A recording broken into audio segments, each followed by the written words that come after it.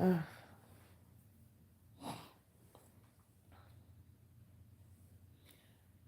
always forget to turn this up.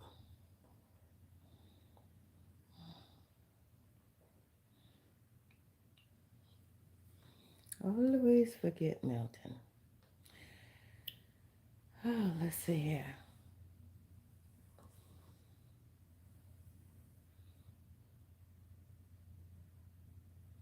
Okay.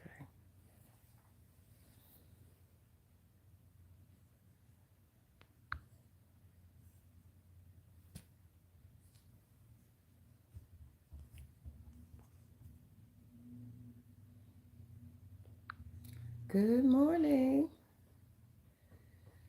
Good morning.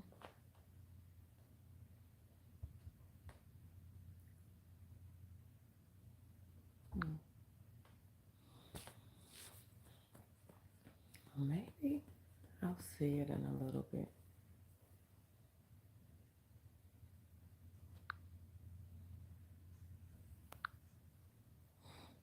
Yeah, go to sleep, Milton Leroy. Go to sleep, sir.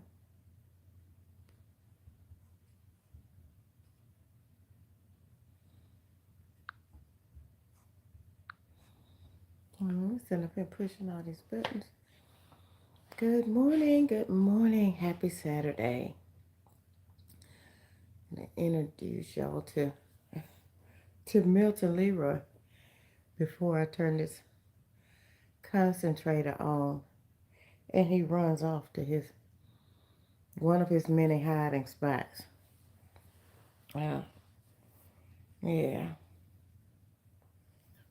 You're so cute, man. You are. You're so cute.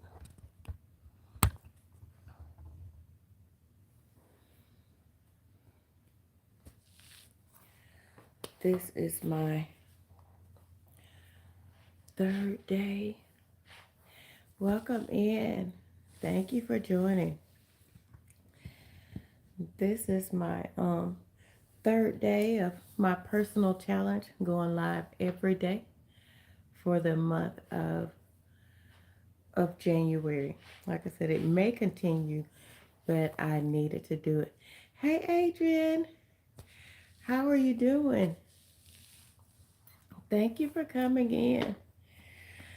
I um I did a live yesterday and New Year's. Good, good. I'm glad you came in. Um, and I'm glad you said hi. Gave me a chance to speak to you as well. And wish you a good morning. Hi, good morning, Patrick. How are you doing? Um, for the past 2 mornings, I've been going live, and I've been talking about. I've mentioned Milton Leroy. Milton Leroy is my cat, my kitten, um, who rescued me instead of me rescuing him. I have sarcoidosis, so this past summer, July, I had a really, really bad flare up. And I had to start doing infusion treatments at the hospital, well, at Kirkland Clinic in Birmingham. And my birthday was in August, and I wasn't feeling good physically or mentally because was in the process of looking for property to move down toward the beach. And it happened as I was on my way out of town one day. I realized that I had a doctor's appointment. I am 54, Adrian. Um, so, like I said, I was kind of down about, what was going on with my body and not being able to move to a place that brings me so much peace. And my birthday was in August. And like I said, I started taking infusion treatments in July. Um, and 2 days before my birthday, I heard a kitten. And it was Milton Leroy. So, um, like I said, I've mentioned him for the past few days, but he's always been hiding because I have my oxygen on. I have sarcoidosis. I'm getting ready to put it on. But the only way I could introduce Milton Leroy was to not have it on because he's scared of the noise that the concentrator makes. So here is Milton. Say hey, Milton. Say hey. Oh, you shy? You gonna be shy this morning? Huh? Milton he is never shy. Say hi. But I'm going to put him down and I'm going to step away for a few minutes. Hey, Uncle Ruckus. Um, hmm. I'm going to step away for a few minutes and I'm going to set up turn on my concentrator, put on my oxygen because, yeah, I need it. So just give me a few seconds here. I just wanted to introduce everybody to Milton because they hear me talk about him all the time. Give me just a few minutes.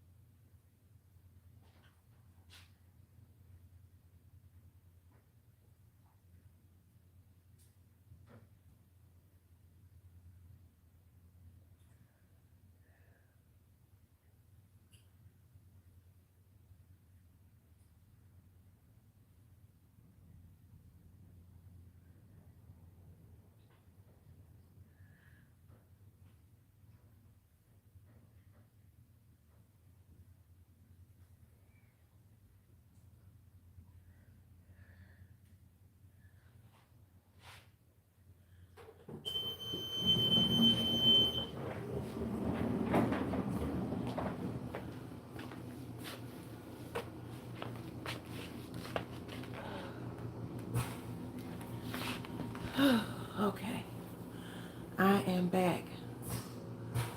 I'm back. I'm sorry for that, but like I said, you have asthma. Well, I don't really have asthma. I have sarcoidosis. Asthma is just one of the complications of having it. Um, it's just because how the sarcoidosis has affected my lungs. It has truly wreaked havoc on my lungs. Good morning. Good morning, sis. I had to step away and put my oxygen on because I came on without it so that I could introduce Milton Leroy. And, I can't do that with this concentrator going um, because it scares him when it makes that loud beep. And it's probably getting ready to make that loud beep in a little bit. So, yeah.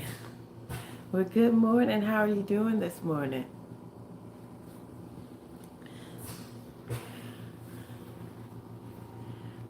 Did you sleep well last night? Did y'all have a good night rest? I did. I slept in three parts as usual. Um, First part is I went to sleep yesterday. Woke up, thought it was another day. It was not. It was still Friday. Only later in the night. Then I went to sleep around 1:30. Went back to sleep around 1:30. Woke up at 3:16, which is usual. Went back to sleep, and then I woke up at 6 and did my morning routine. Got Milton ready, fed, and we prayed and done our morning meditation. And here we are having tea time with my YouTube family. I'm glad. I'm glad you did. And my tea is cayenne pepper, um, cayenne pepper, apple cider vinegar, and honey from a local vendor here. You know, honey works best when you get it from a vendor that's local. Yeah, I am doing this trying this new feature on here, and like I said, I have no idea what I'm doing. I'm just touching stuff. Literally, I'm just touching things that come up on the screen. So I don't know if you all can see the question on your side. I can see it on mine, but it's asking for an answer. So if anybody in the chat knows anything about how to do a poll, how to, not manipulate, but how to work YouTube. Oh, you can see it. Okay. Okay. Good deal. Because I was going to say, I don't know. I don't know what I'm doing. I'm just doing something. And you know that. You know that, Queen Bee. You know I'm just up here touching stuff. Oh, I guess the rest of the family they probably sleep this time of morning. It's the weekend too. Like you and I are probably the only ones up this time of morning and earlier. Maybe Queen Aries, but I'm not sure. Maybe Milton Leroy will run back by and I'll be able to grab him. So I can introduce him again before I get off. Because I'm not going to, I always say I'm not going to stay on long. And I end up being on here like an hour or better. I was going to come on when I woke up at like 3 something, but I was still sleepy. And, you know how it is. I was still groggy, but I was awake. I don't know. Like I said, what I do between 3 and the time that I go back to sleep, 3 and whatever time I go back to sleep is usually just lay there and ask God if what He wants to talk to me about, what He wants to put on my heart. Not so much as praying, to Him, but I want to listen during that time because there's a reason that He has me woke at that time of morning, every morning. So I just want to listen. I used to think, well, my mom told me, if you're awake between those hours, just start praying. Now I do pray, but mostly it's just I want to listen to what God has for me. Maybe my day was so busy or my mind was so occupied with other things that He couldn't reach me at any other time. So I just take that time to listen and to hear new directions, see if there's anything that He wants to talk to me about. Because sometimes that's the only time. Hey, Karen. I hope I said that right. That we can, that God can get through to us is when the world is quiet, when we're quiet, when we're still. Because, during the day we do have a lot of things going on, whether it's working, family, or just, things going on with ourselves. We can become preoccupied with the hustle and bustle of everyday life that we don't take out time to talk to God or listen to God or give Him an opportunity to talk to us. Thank you, Karen. Thank you. I'm believing that, and I claim that this year is going to be a year of renewal. I really feel that. I feel like God is restoring, rebuilding, and renewing. um, in every aspect of life. Cool, nothing happened. I'm okay. I have sarcoidosis. I've been battling this illness for over 30 years, knowingly battling it. I was misdiagnosed prior to getting a proper and accurate diagnosis and treatment. So, like I said, knowingly for over 30 years, I've been battling this illness. If you old enough and you remember the comedian Bernie Mac, um, he passed away of complications of sarcoidosis. He was diagnosed in 1985. And what it is, it's an autoimmune disease. There's no known cause and no known cure. Even though it's been around for centuries, there's no cure for it. So they just treat the symptoms. Um, but there are people who have gone into remission and never had another um, flare up, another occurrence, no symptoms. Um, but because mine was misdiagnosed and mistreated, um, when I was properly diagnosed with it, it was already in the acute status. It had already, affected several organs and, you know, but the lady who suffered with the issue of blood for 12 years, she was just able to touch the hem of his garment and she was healed. So it doesn't matter how long I've been battling sarcoidosis, what it's done, to different parts of my body, different organs. All it takes is one touch from God to heal me. And I'm believing in that. And I'm claiming that. I live in that. I walk in that. So, um, I always say, I have sarcoidosis. Sarcoidosis does not have me. Because as long as thank you, cool, I love you too. As long as I keep that mindset, it can't defeat me. It can't defeat me. Because even though I'm not in control of the disease, I'm in control of how I live with it. If I let it consume me, like I said, at some point, sorry about that. There was a point in my life where I did. Hey, thank you for coming back. It makes my day to see the new ones and the regular family members come in. Yes, thank you. Um,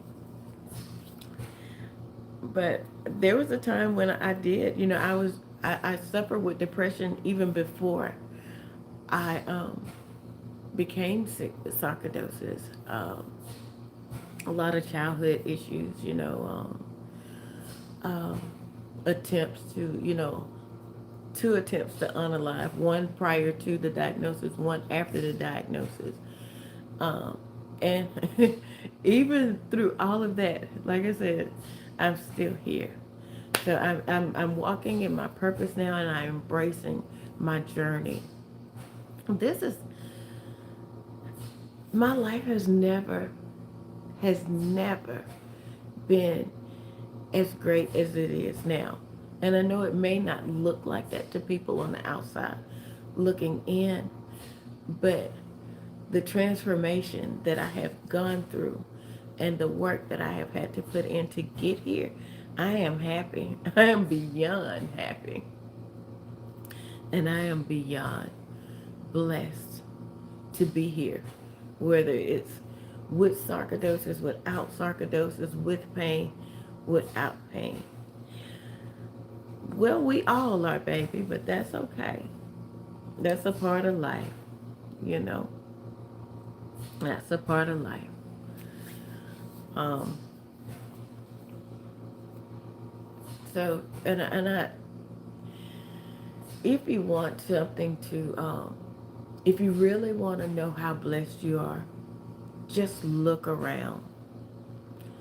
Look around. And I mean, you don't even have to look far. You can just go out of your front door and look around and see someone that's going through a worse time in life than you are.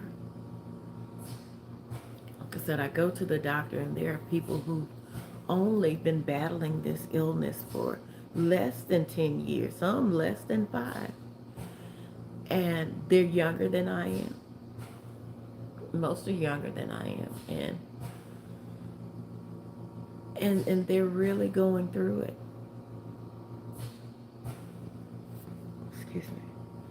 And despite all that I've been through, God, through His grace and mercy, He is sustaining me. Can't ask for anything more than that. Can't beat that either. Mm-mm.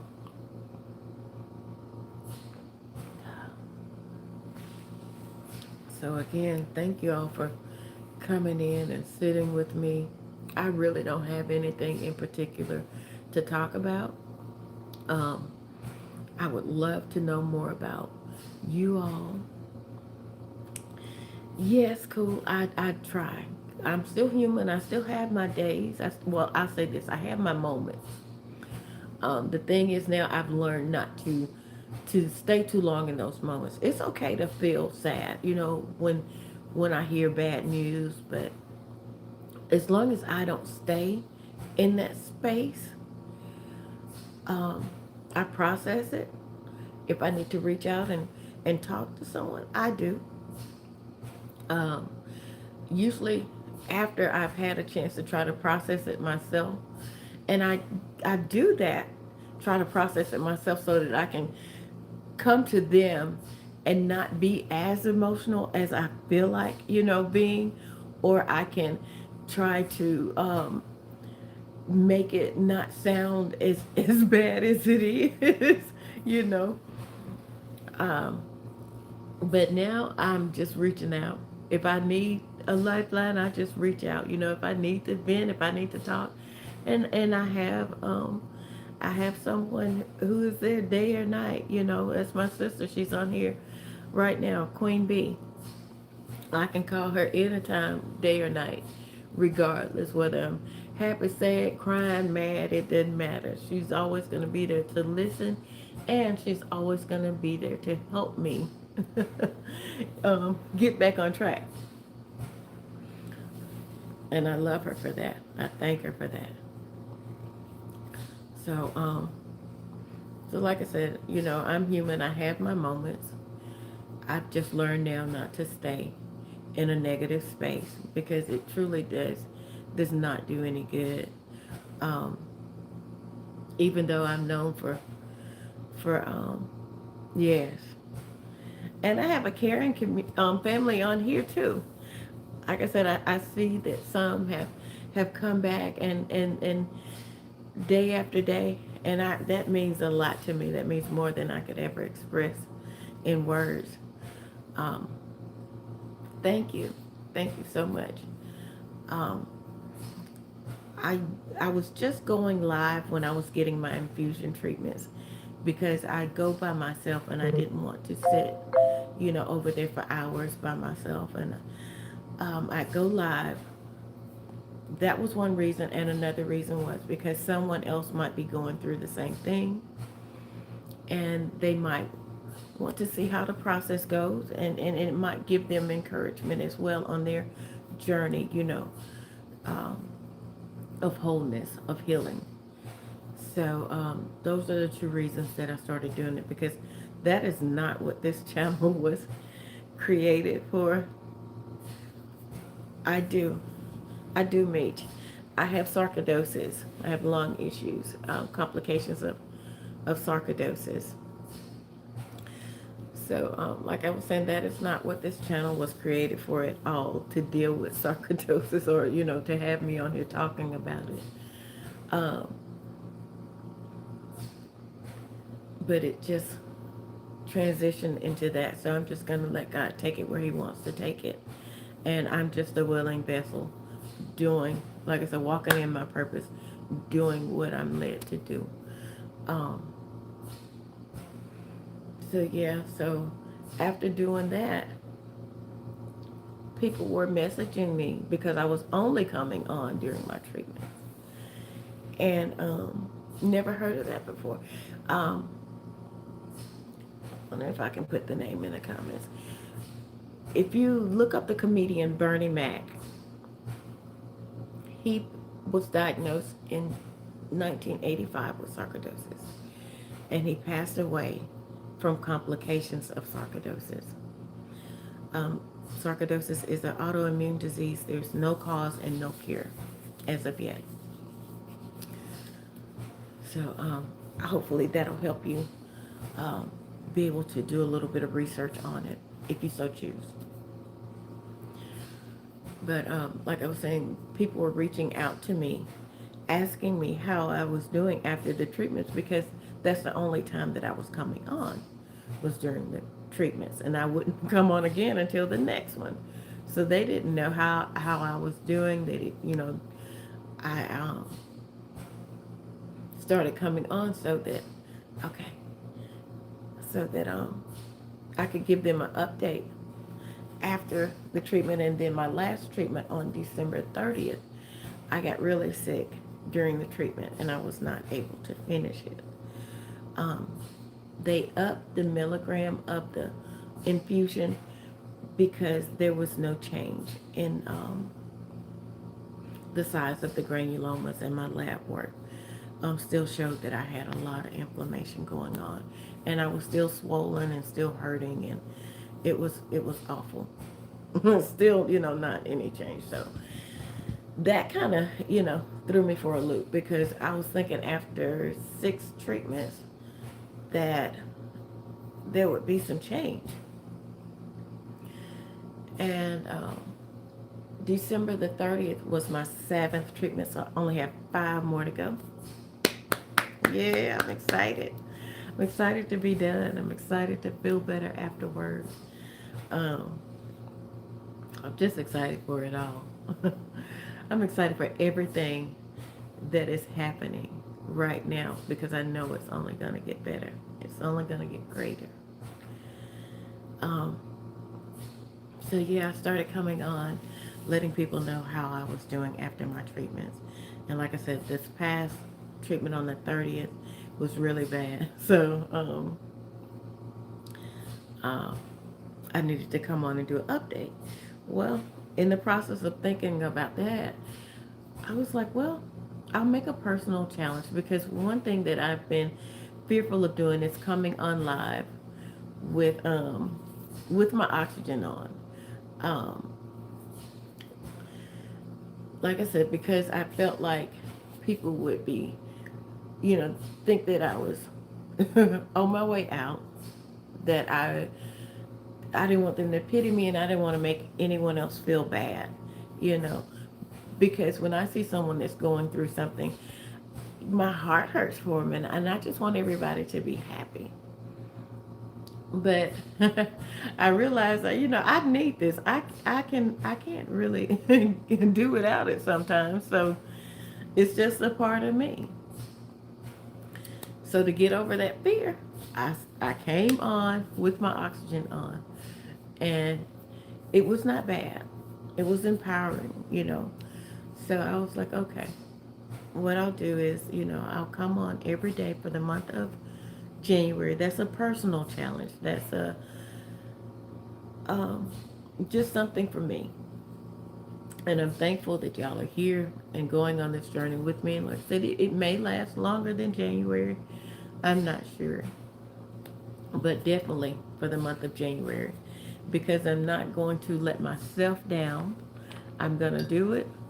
Uh, even if I have to do it lying down some days, I'm still going to do it. Milton Leroy and I, we're going to get it done.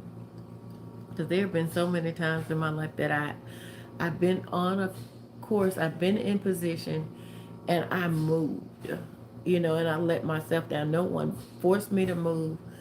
It was just that I thought I could do things better. I thought I knew another way of doing things instead of just standing still, staying in the position of blessings that I was in. So, I sabotage my own stuff. I block my own blessings. And I'm not doing that anymore. So, if I make a commitment, and it's not to anyone other than myself, I'm going to do it. Because like I said, I'm not into letting myself down anymore. Um, because that does not lead to greatness by any means, because that leads to regrets.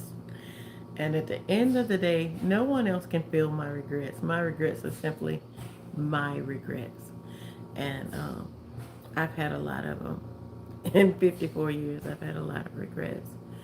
Um, but thank God for a new day, new mercy, forgiveness, self-forgiveness. I think that's one of the hardest things, learning to forgive ourselves for our mistakes and our wrongdoings. And there are people that will try to hold those things over your head, but for the most part, I think we are the ones who um, who punish ourselves by not forgiving ourselves for things, and that's not how God wants us to live. Burdened down, you know, guilt, shame. Mm-mm. If that be the case, he wouldn't afford us new mercies every morning if he wanted us to be burdened down with yesterday's worries or wrongdoings or faults. So no, no one can hold anything over my head. If I did it, I did it. If I said it, I said it. And ask for forgiveness and move on. And I do understand that when other people are involved, if I've hurt someone else, I can't force them, you know, to forgive me, but I can live in a way that I don't allow them to continue to make me feel bad because of past mistakes. Because we're all human. No one is perfect. We all make mistakes. Um,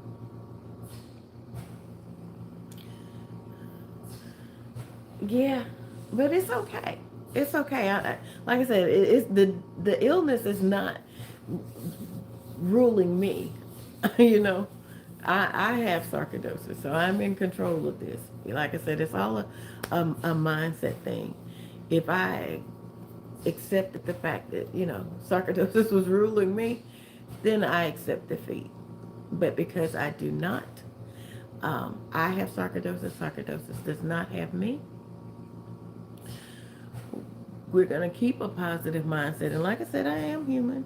I do have some low moments, but I just don't. I choose not to stay there anymore.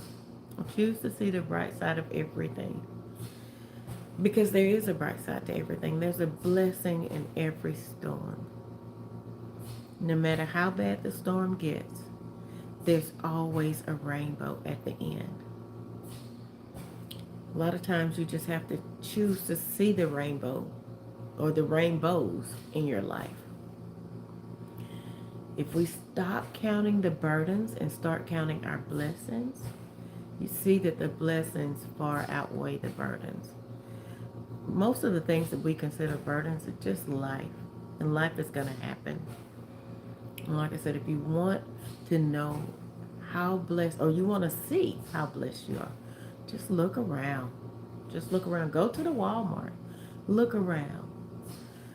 Turn on the news. Open up the newspaper.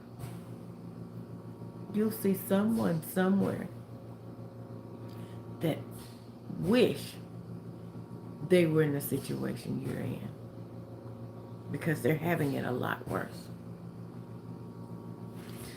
And as long as we wake up to see a new day, we have a chance to right some wrongs, to live a better life,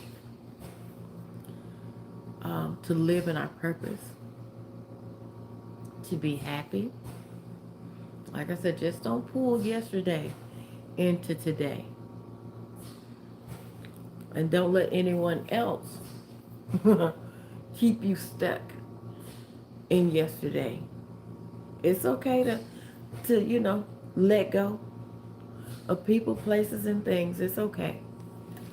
If it's for your greater good, let them go. Let it go.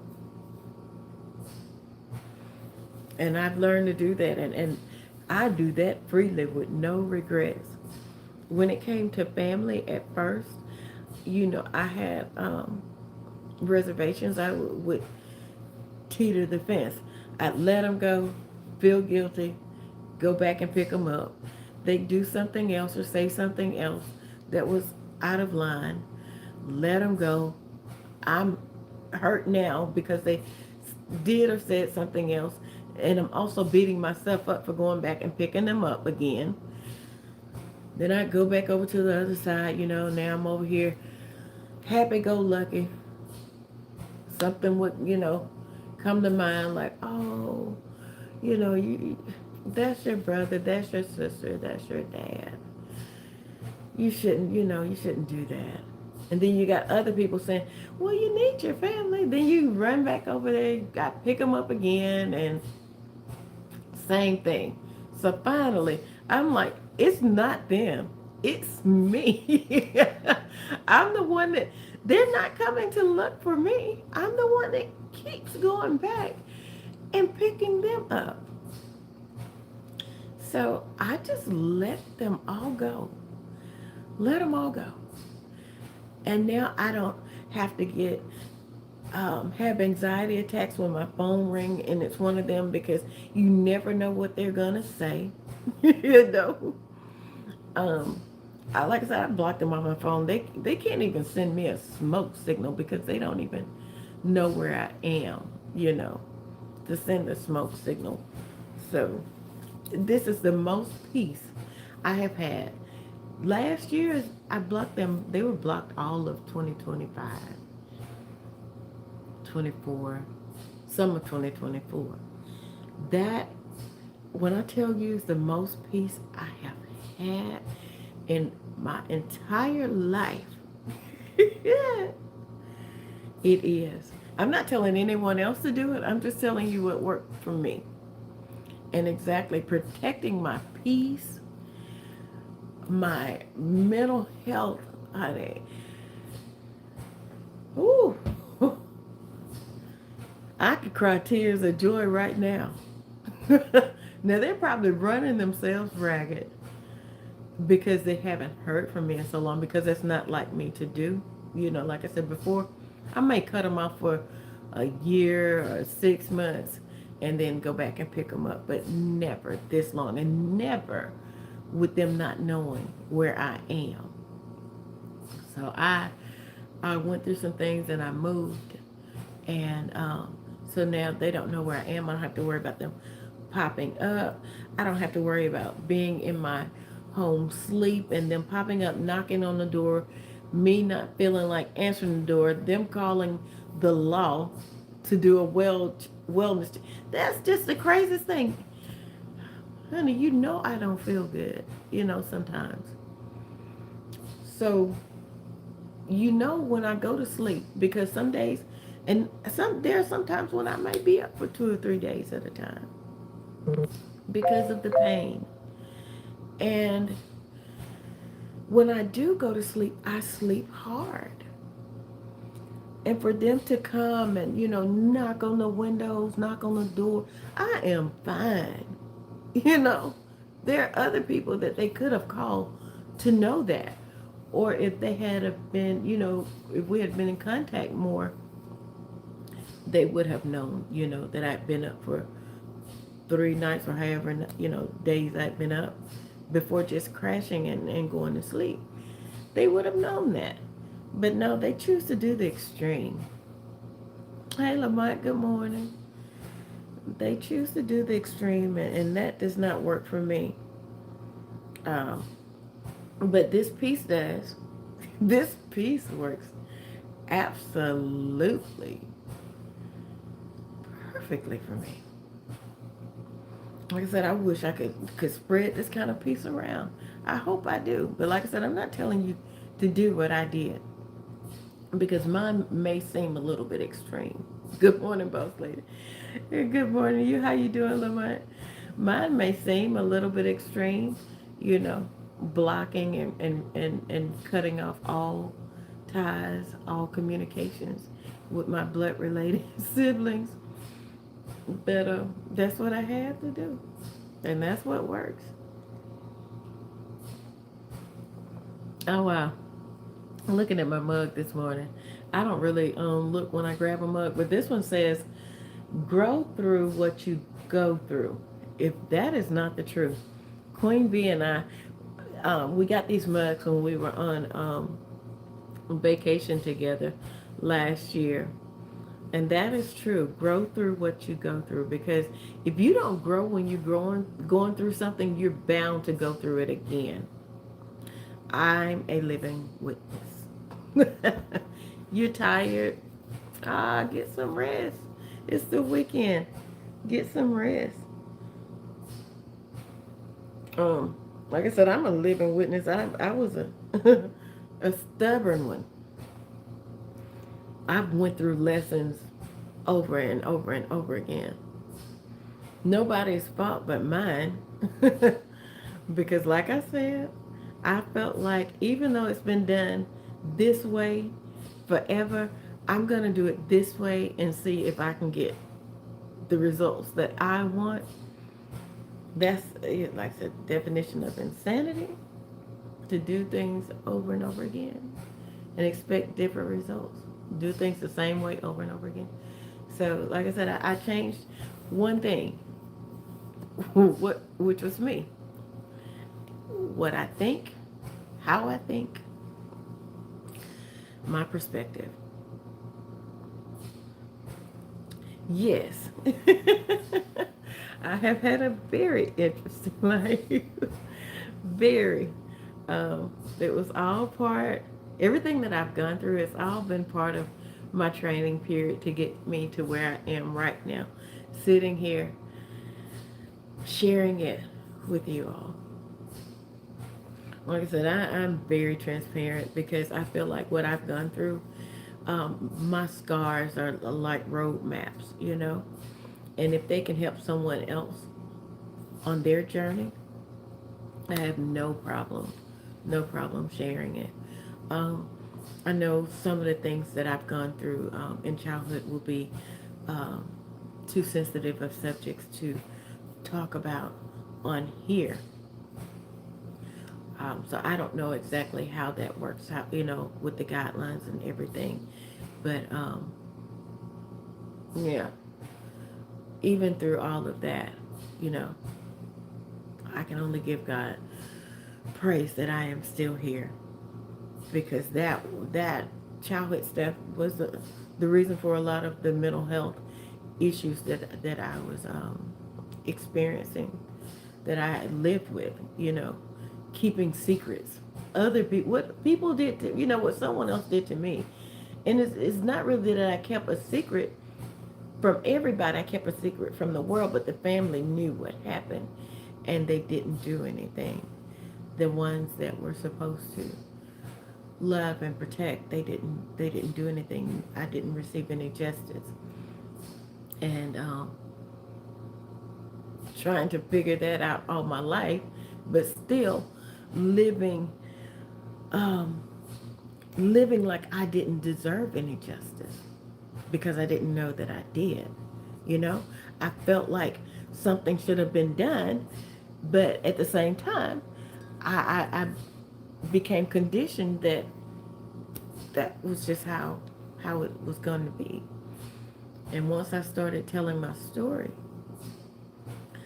I realized how light I felt, how free, how I mean, I never experienced that kind of freedom. And it was only because I had taken my power back.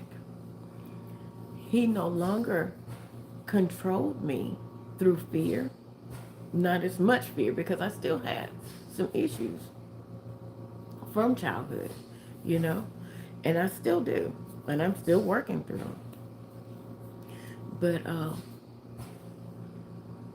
once I put the blame where it belonged, which was on him, it freed me.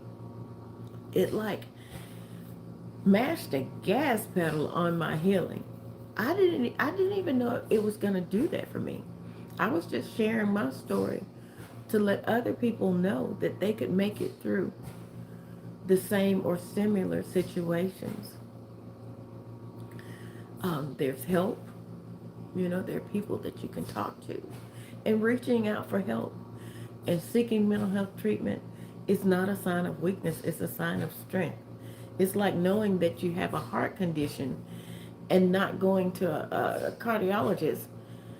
If you know you have a heart condition and you know going to this specific doctor, he can give you something to take, or he can perform a operation to help you live longer. That's what you're going to do, right? Same thing with mental health. Not a sign of weakness at all. It is the absolute opposite. It's a sign of strength, because it takes a lot of courage to be able to reach out and share with people um, your most innermost pain, you know? So that is not weakness at all. So if you need to reach out, reach out. You have a friend, reach out. Someone that you trust. There are free agencies that you can call, text. Um, so having insurance, not having insurance is not even an issue anymore. But if you're going to reach out and you want to see someone on a consistent basis, you do have to go through, making sure that you find someone that you're comfortable with. Because just because they're a therapist, psychologist, counselor, didn't mean that your vibes you're gonna vibe with them. So you have to find someone that you vibe with. My psychiatrist and my psychologist, they are cool. Now, it took me some work to get to them. I fired some, in the past, but the ones that I have now,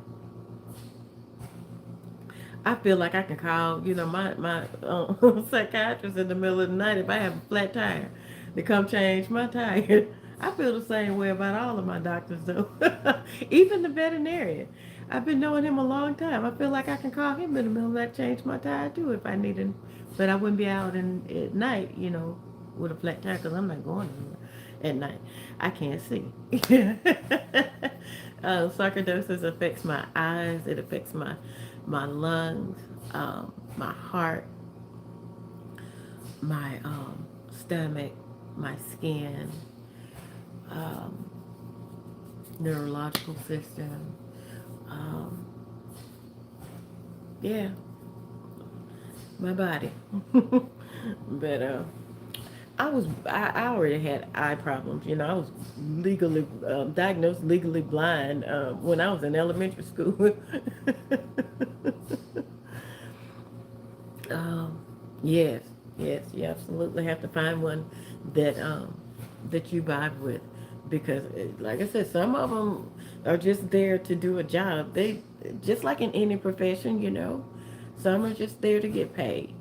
So you have to find ones that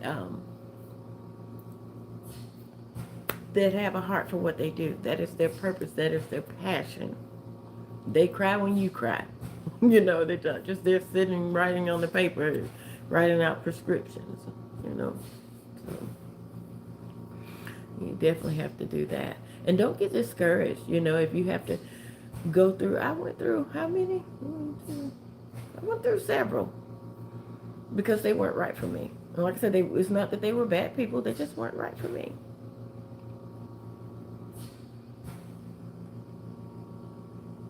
Oh no. No, I hope you let them go. Right. And I have gotten up and walked out, everything. So I'm talking about walked out behind some choice words too, You sit up here telling me, and I need to be, sitting where you sitting so you can talk to me, because it sounds like you got some issues. You mad. You mad at me, but I didn't make you choose this profession or this job. So true, it's not. You have to work through it. And that's the part that I think a lot of people, well, that's when they back out. Because that's when I wanted to back out. When I finally got the when I finally got the right team, you know, when it got to the part where now I have to start reliving, go back and examine this part of my life, reflect on this part of my life, and deal with. That's the part where I wanted to let them go, and I was on the verge of letting one of them go, and I knew I had an appointment that Friday, and I was like, she is really not helping me. Yeah, she listened. Yeah, she's cool, but I don't want to talk to her no more. And all it was, hey, Charlene, good morning. All it was is that she was having me go to places that I was not comfortable going back to. It had nothing to do with her, but I had made up my mind I was going to fire her at the end of that session. So, so during the session, I said something. I think I was telling her about a dream. And the way she broke that dream down had me crying like a baby. I was crying so hard that I was like, oh, I might keep her around.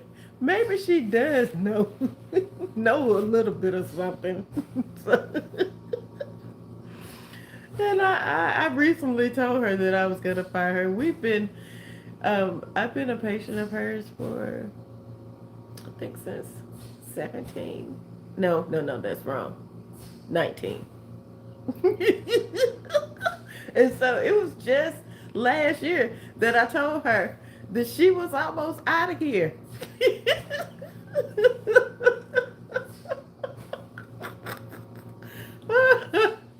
Oh yeah, but she is cool. She is good people. She is good people. Um,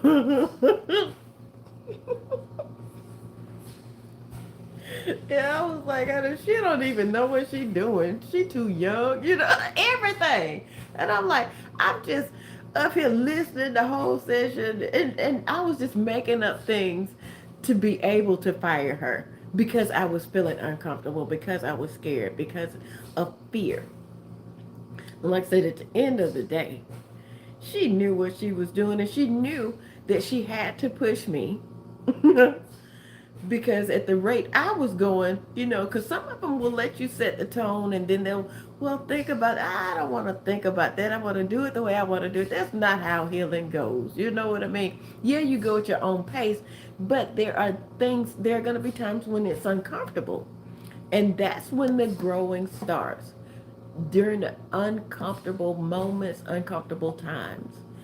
That's when you're stretching, because you're going outside of your comfort zone, outside of that safe bubble that you set for yourself, and you're now having to step outside of it.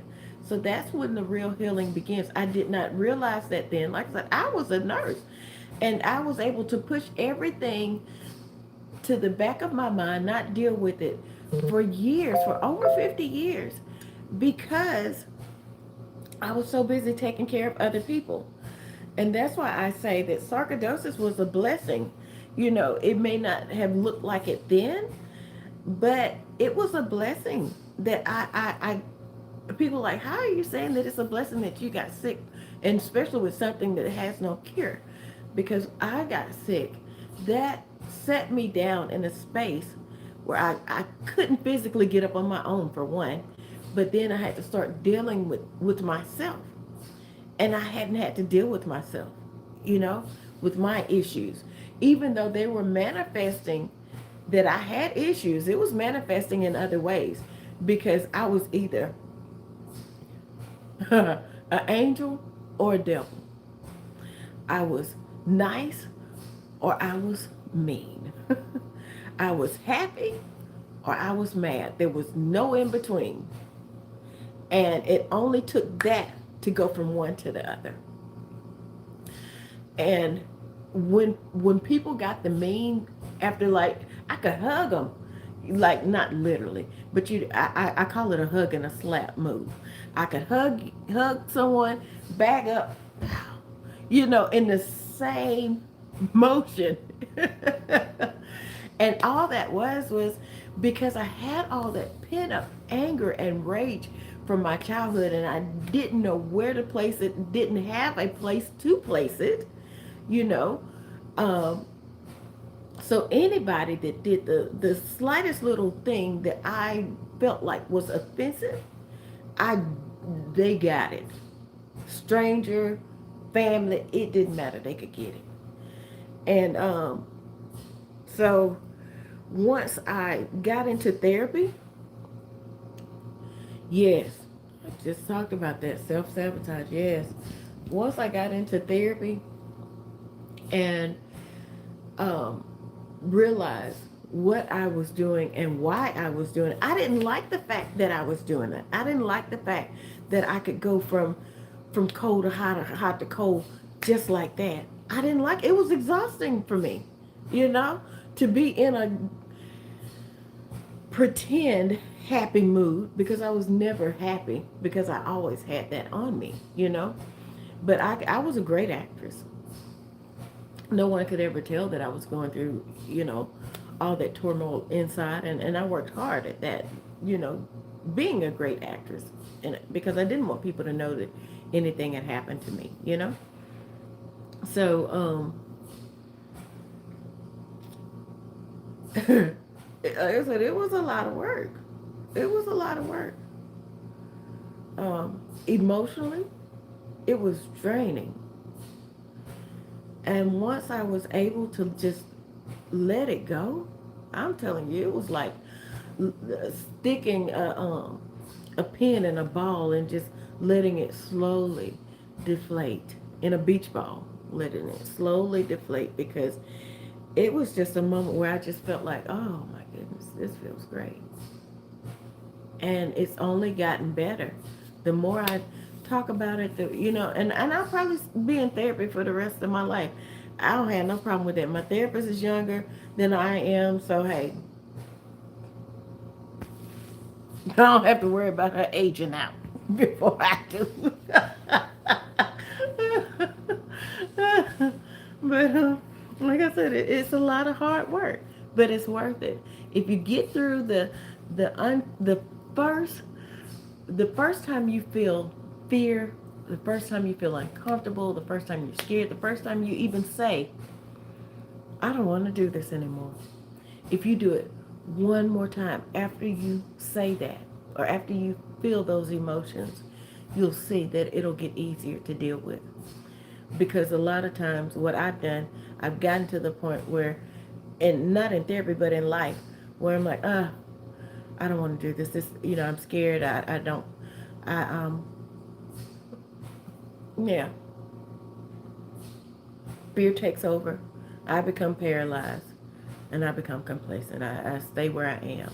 And that is how I self-sabotage, how I block my blessings, you know, by not moving when I should move and not staying still when I should stay still. Like I said, not staying in the position, that I've worked so hard to get in, and I'm sitting in that position, and then I become impatient, and so I move a little bit, thinking that if I move this way, it'll go quicker, it'll come quicker, or I can do this and feel better. No, you can't rush it. God's timing is divine for a reason. If he had given me everything that I prayed for, that I begged for, that I cried for, even 10 years ago, I probably wouldn't even be here, because I had no boundaries to the blessings. Now I've learned boundaries. I've cut people off that didn't need to go on my journey with me. And my journey is going so much smoother, so much lighter, so much better. I'm able to soar without being weighed down. I'm able to soar without even having to look down to and feel bad about the ones that I had to cut off. Um, That's why, I was thinking about someone said something about the rearview mirror. That's why the rearview mirror, the objects seem closer than they are because it's an illusion. And that's how we think that the past is closer, but it's really not. We just have to keep going and not look in the rearview mirror. Just keep going forward, keep soaring, and not looking back. So now that he's taught me and he's teaching me how to set boundaries for my peace of mind, for one, and to stay on course and not self-sabotage. So, like I said, even 10 years ago, if he had answered every prayer that I prayed, either I wouldn't be sitting here at all, I wouldn't be sitting here with the same mindset, definitely, and I wouldn't be sitting here with any of those blessings. I can guarantee you that. No, I wouldn't. Now, I don't need anything from anybody other than prayer. If you want to do something for me, pray for me with a sincere heart, because I'm definitely going to do that for you. Um, you can't impress me with material things, with money. That's never been my case. I've always um, relied on myself. And now I know I don't have to rely on myself. There are people that I can reach out to if I need to talk, um, but I rely on God. If God can take care of the birds, and they don't even have one concern in the world, what they're going to eat, what they're going to wear, what they're going to drink, what they're going to do, whether they're going to have shelter or not. God takes care of all of that. So I know he's going to take care of me.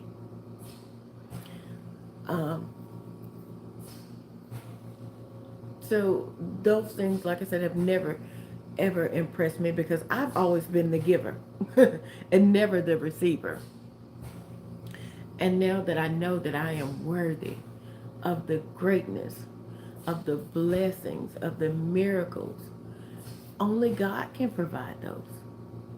Yes, I have to do my part, but only God can supply me with everything I need when I need it.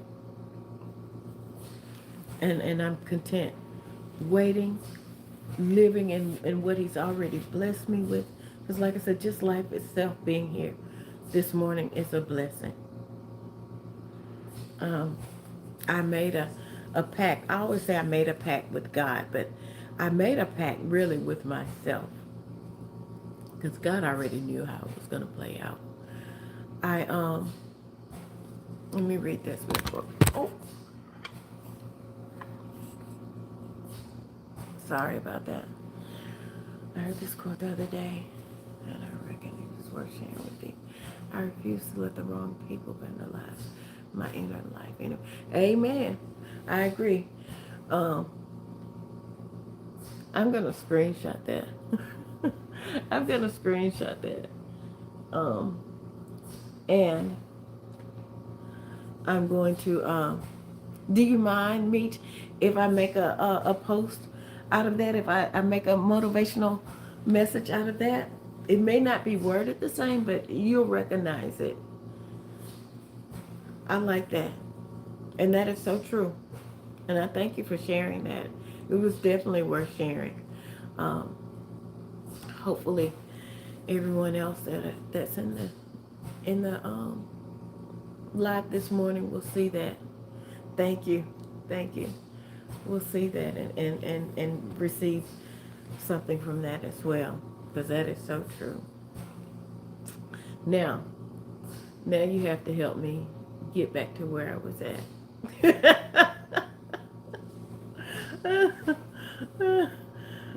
Because I still have a fog, I guess.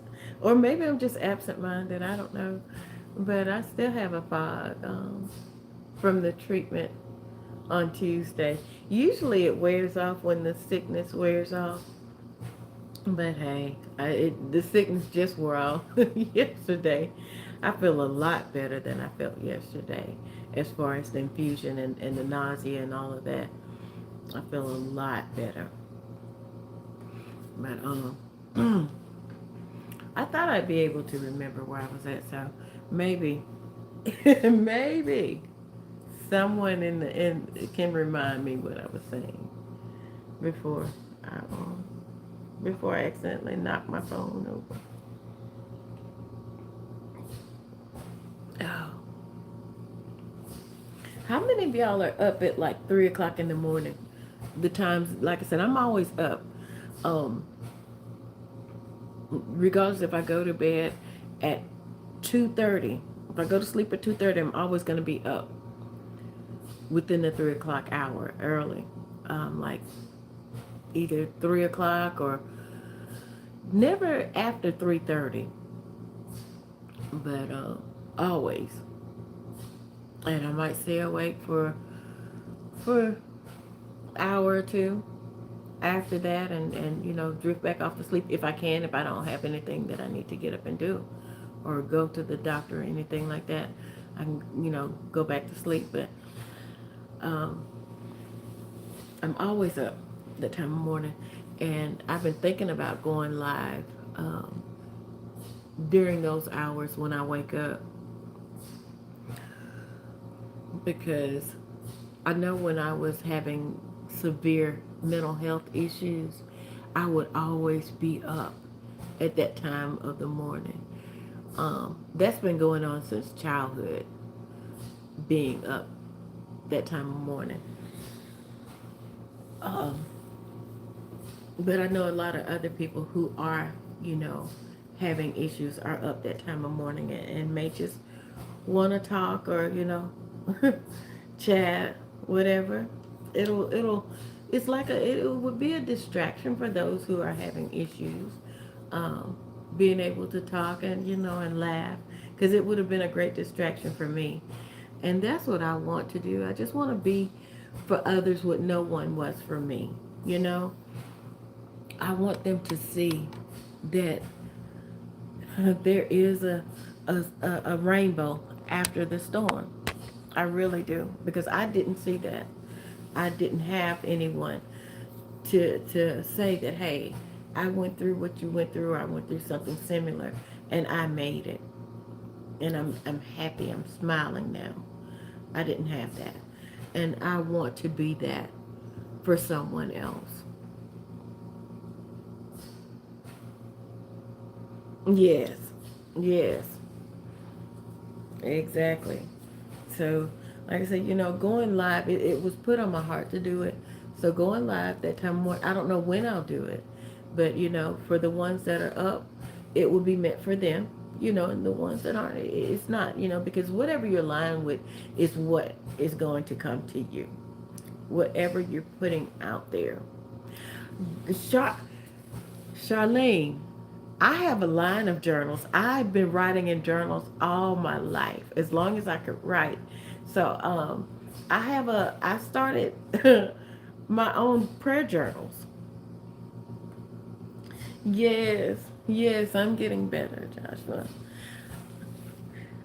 It's late in Australia. Okay, all right, Meech. I'll see you next time, okay? Thank you, and I love you for coming in, and all the best to you too. Blessings. And remember that it's your time, 2026. It's it's your time for greatness. Just step into it. I love you and thank you. Have a good night.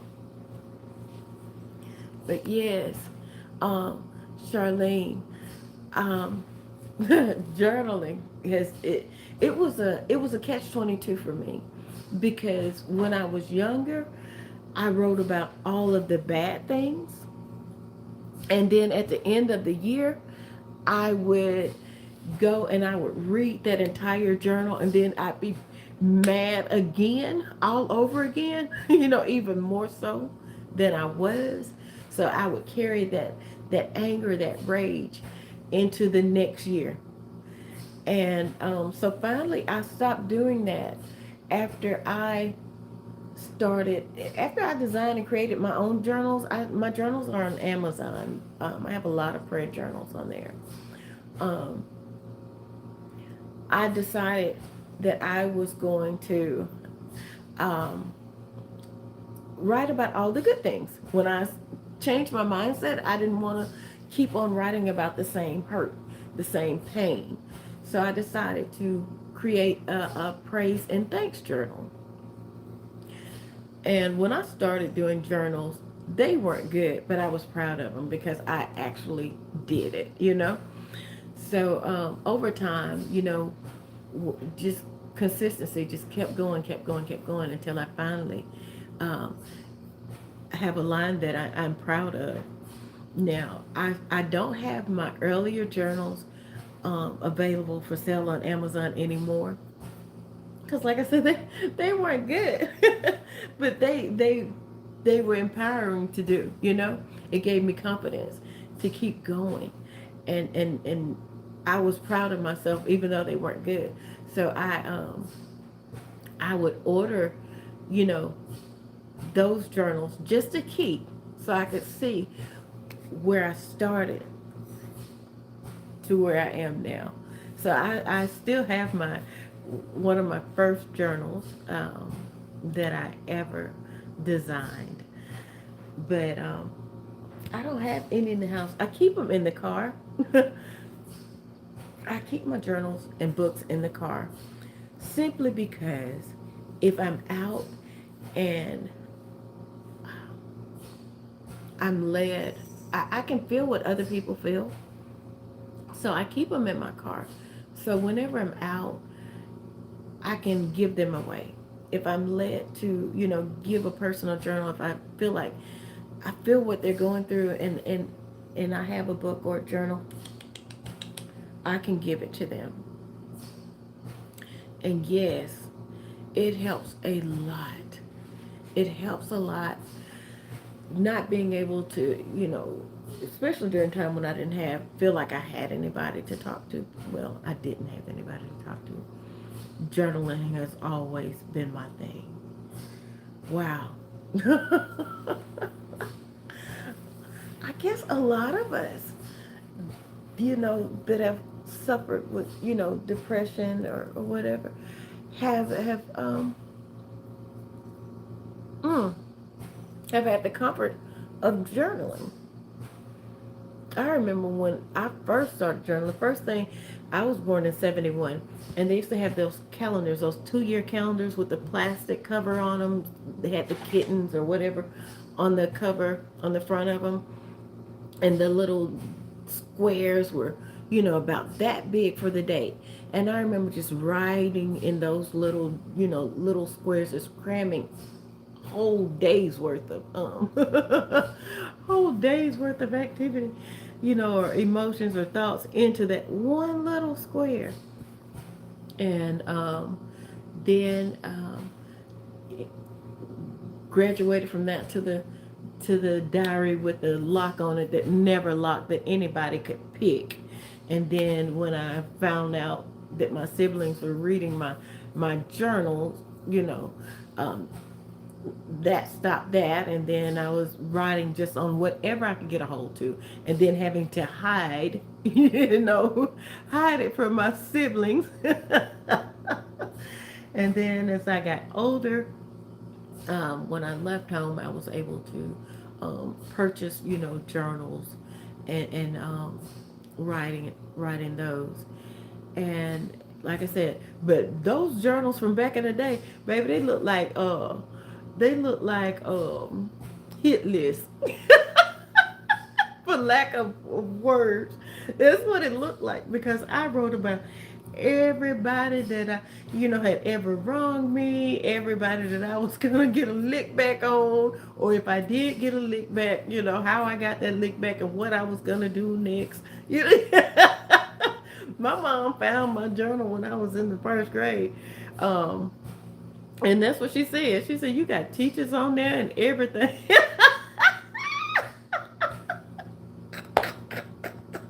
I sure did.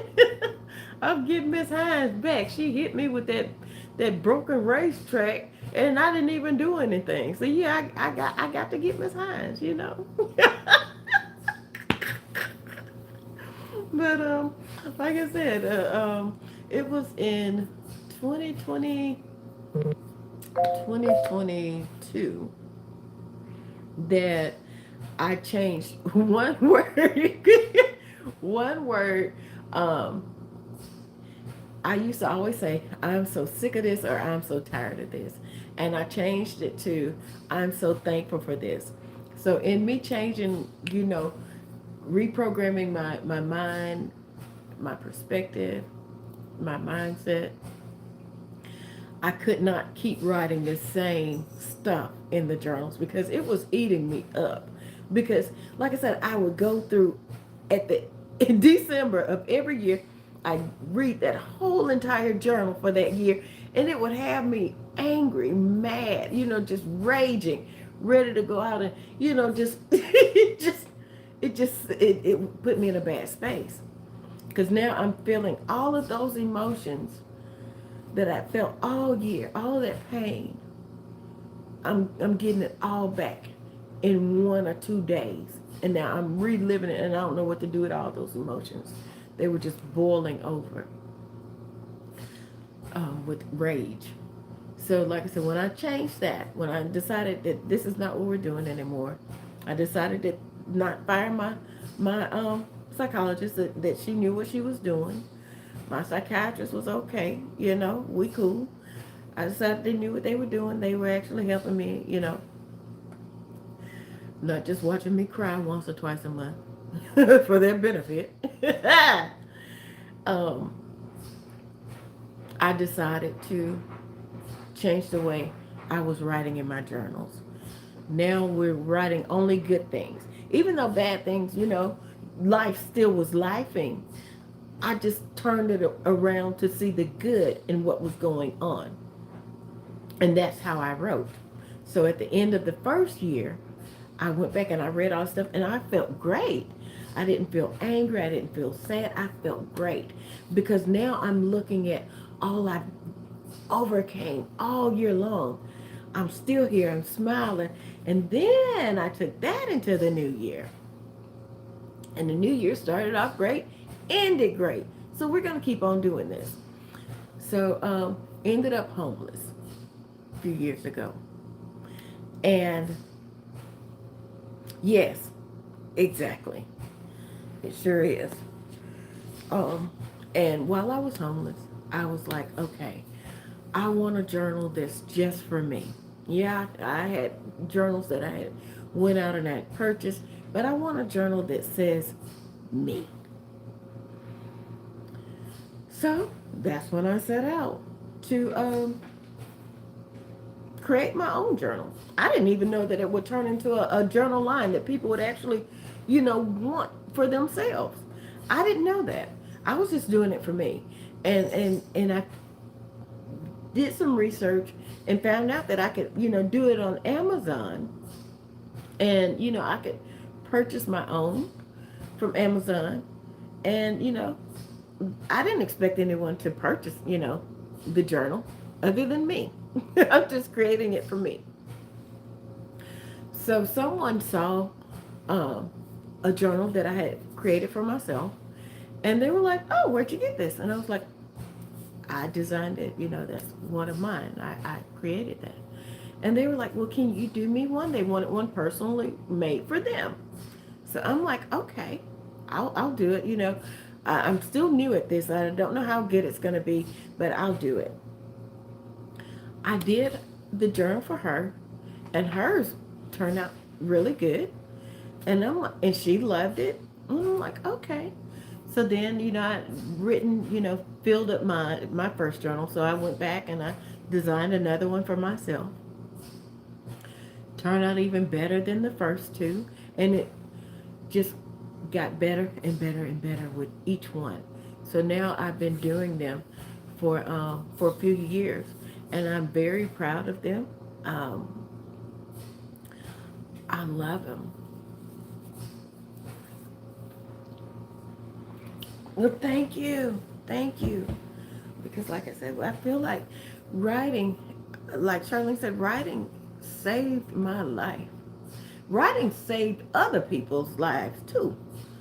That I was only able to write about those things and not actually do those things. you know, so it saved their life too. You know, not just mine. There were a lot of people spared because of me being able to journal. So yeah, thank God. But even in that, even in, me being homeless, look what was birthed from that. The blessing that came from that. There was no other time in life that I would have had the presence of mind to think, let me create my own journal, because life was just, and my thoughts were just, just flying 24/7, nonstop, you know, um, and not about good things. So even in homelessness, there was a rainbow. Um, that's why I say, for everything that has happened in my life, I am so thankful for it, because it was a stepping stone. A lot of stuff, like I said, I brought on myself, was self-sabotage. But even in that, God still let there be a blessing, a miracle, a purpose. Even in that, He didn't punish me. He didn't say, well, okay, this is where you want to be. This is where I'll let you stay. No. If you're down, the only place you can go is up. Because the change is going to happen regardless. It's how we, accept that change. And if we're accepting of that change in the first place, you know, because some people want change to happen, in a specific way. And that's not how it works. A lifeline is a lifeline regardless of who's throwing it if you're drowning. So, um, mm, I say that, but now I'm thinking about it, you know. But um, take the lifeline if you're drowning, and move accordingly in your best interest.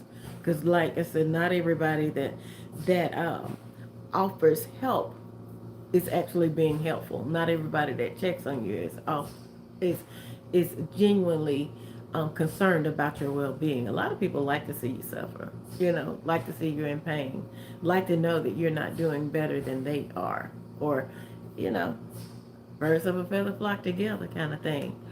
But you can accept the lifeline, but that don't mean y'all got to be buddy buddy after they do it. Just God can use anybody to be a blessing to you, whether they know it or not, whether they intended it to be a blessing or not.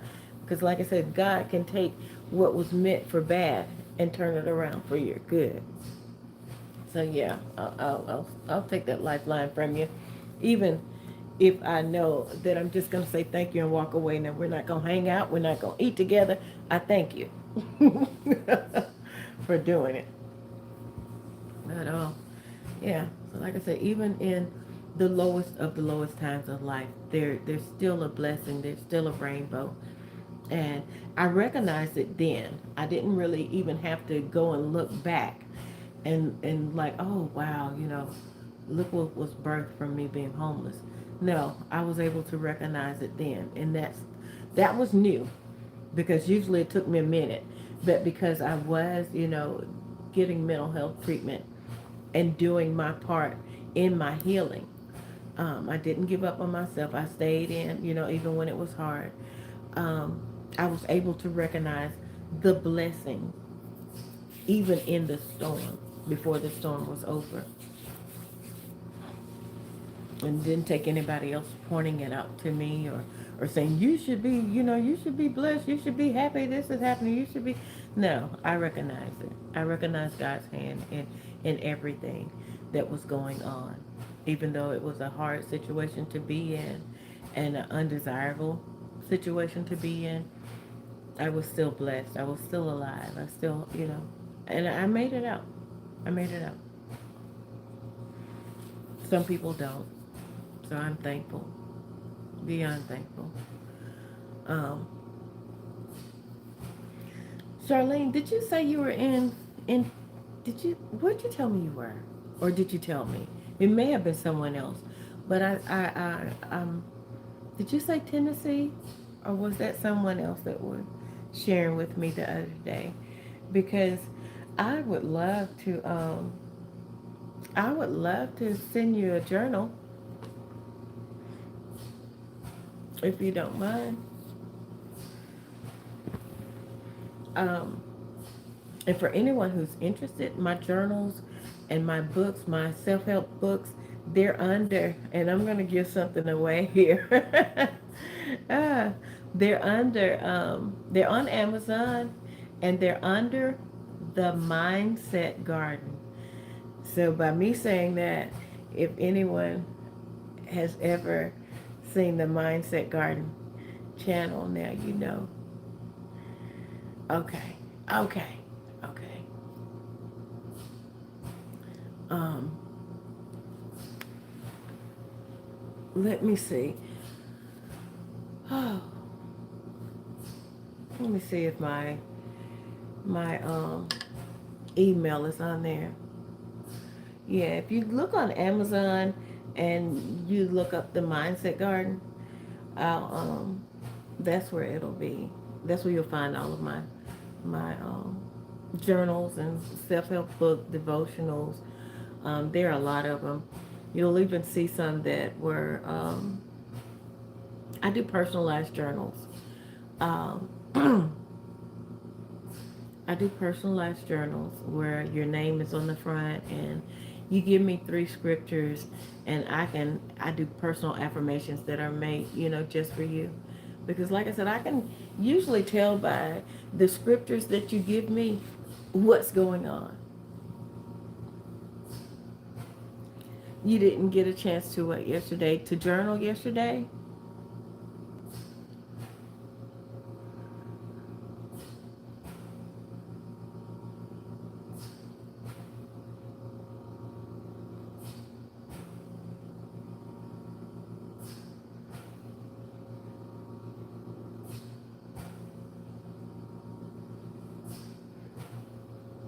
I'm sorry. Just give me 1 minute, then I'll be right back. I'm waiting on Charlene to answer. She said I didn't get a chance to yesterday.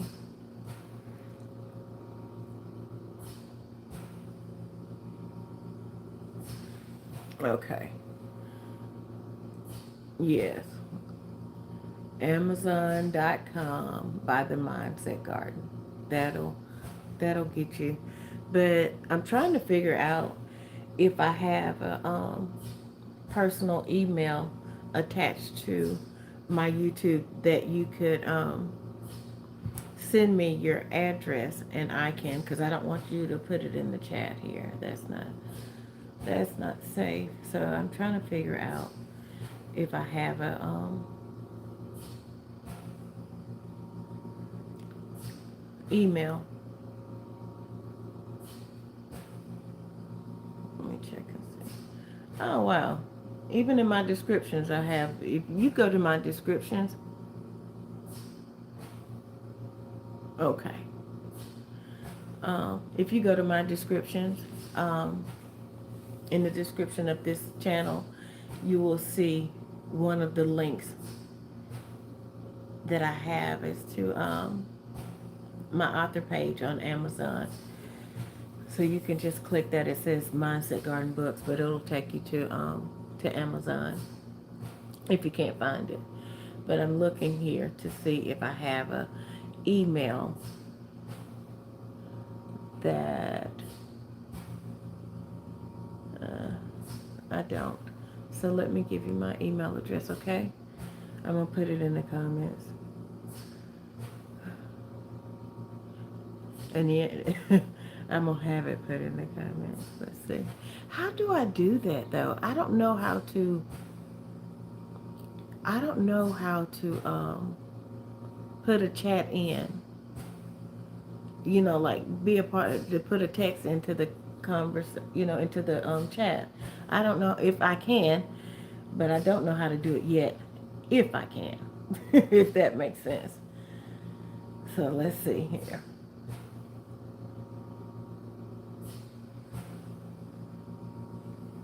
Let me see if I can figure out how to do this.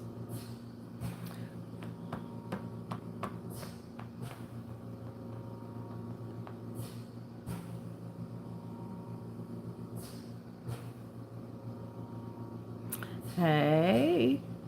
Hey, Queen Bee. Y'all give me just 1 minute while I try to figure this out here. Just 1 minute.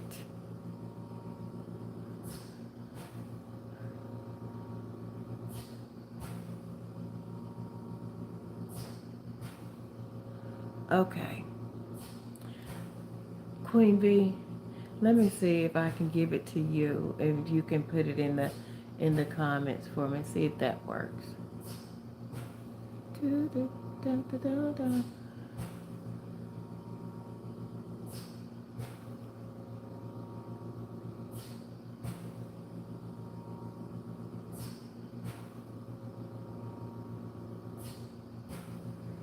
Okay. Email address is love, LOVE, dot light, LIGHT, dot change, CHANGE, 13 at gmail.com. Okay.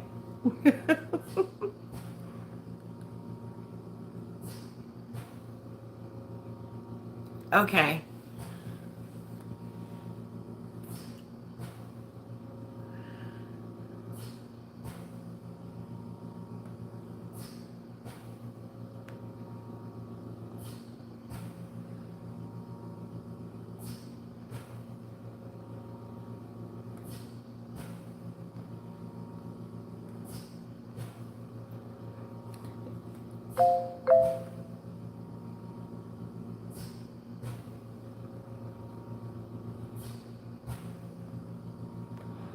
Like I said, I'm just figuring this out as I go.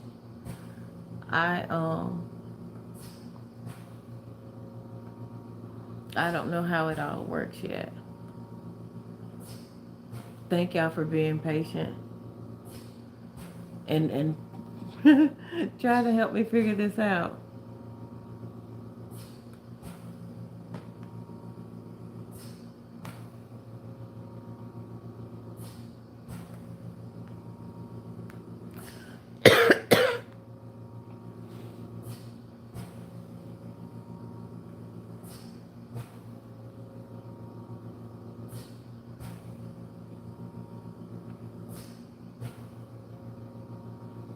Okay. I get do a screenshot. Love like change 13 at gmail.com. That's it. That's it. I'm sorry you had to go get a pen, Charlene. You had to go through all that. But there it is. There it is. Y'all, I just figured out how to remove that thing off the screen. Been almost 2 hours. And that thing has been up on the screen. Oh, there it is. There's another one. I thought I could set my own poll. I probably am able to. I just don't know how to do it right now. I'll figure it out later. Yeah. Um, from homelessness, healing, um, I became an author. So like I said, whatever you're going through, whether you feel like it's your worst point in your life, there's a blessing in it. Um, Even if it's just you telling your story and encouraging and helping other people get through the same situations, there's a blessing in it. You just have to look for your rainbows. Like I said, no matter how bad the storm is, great. No matter how bad the storm is, no matter how tragic the number of fatalities, there's still a rainbow that comes after every storm. Um, and that's same with life. No matter what happens in life, there are always going to be rainbows, always blessings. It's just a matter of you seeing them as such. Because like I said, I haven't always seen them as blessings. I was like, why me? I'm going to do this. And I was just angry about it all. But at the end of the day, why not me? You know, everything that has happened in my life has been part of my training period for greatness. And I can't say this enough that without all of that training, without everything that I've been through, hey, Moot, I would not be sitting here today. I would. I know I wouldn't, because um, that second attempt, if it had not been for that second attempt to unalive, then I wouldn't, and I had I would not have made that pact with myself to never do it again. Um, my thing was, I said, okay, God, if I can't even do this right, if I have to stay here, then I want to be here 100 years. I want to be here 100 years. I want to be happy, healthy, prosperous, and I want to live to be 100 years old. So I claim that. I stand on that. I know I have 100 years. I know I have 46 more to go. 46 great years, blessed years, prosperous years. My health may never improve from what it is right now, but I'm still here, even with it being what it is right now. I'm still able to live in my purpose the way it is right now. So, like I said, healing may not look like what healing is expected to look like in the eyes of some people. But the healing that has happened in my mind, that God has transformed my way of thinking, therefore He has transformed my life. Because so a man thinketh he is. When I thought I was powerless, when I thought I was just created to be, go through, to struggle, that's what I got. And now that I realize and know and believe that I am created for greatness, that is what I see. That is what I live. And that is what is. So, yes. So, like I said, my healing is happening right now, as we speak, right now. And the same for everyone who speaks healing, who speaks, um, whose plans align with God's purpose for their life. Everything that they speak that's in alignment with God's divine plan for their life is happening right now. Right now. It's just a matter of believing it. Lord, honey, it's time. I remember when Milton Leroy first got these pajamas, not to change subject, but to change subject, they were too big. And now look at them. We're going to have to get some more. We're going to have to get some more. He outgrew these like within a matter of a few months. Wait a minute, boo. Matter of a few months. Yeah. They're not like too little, but he won't get but a couple of more wears, if that, out of it. Milton Leroy, hey, I like them big. I like them thick. I do. I like him thick. He's the sweetest baby. To have been born outside, he wears clothes, rides in the car, and he's sweet. Now let me get you out of this. He has his moments. Like I said, as we all do. He has his moments. He don't want to be without clothes on the camera, so you know how it is. You don't want to be, you don't want y'all to see him without clothes on. I get it. I get it.